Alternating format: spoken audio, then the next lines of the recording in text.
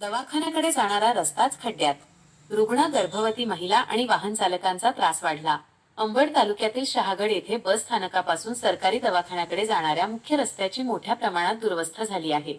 पिण्याच्या पाण्याच्या पाईपलाईनसाठी झालेल्या खोदकामानंतर रस्ता उखडला असून ठिकठिकाणी खड्डे, खडी आणि पावसाचे पाणी साचत आहे. यामुळे दररोज दवाखान्यात येणारे रुग्ण, गर्भवती महिला, ज्येष्ठ नागरिक आणि रुग्णवाहिकांना मोठ्या अडचणींचा सामना करावा लागत आहे.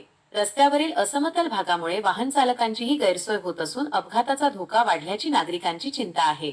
विशेष म्हणजे याच मुख्य रस्त्यावर जिल्हा परिषद शाळा, इंग्लिश स्कूल, ग्रामपंचायत आणि पोलीस चौकी देखील आहे.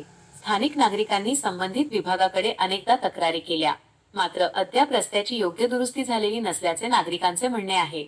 त्यामुळे दवाखान्याकडे जाणारा हा रस्ता तातडीने दुरुस्त करून कायमस्वरूपी उपाययोजना करावी अशी मागणी नागरिकांकडून होत आहे.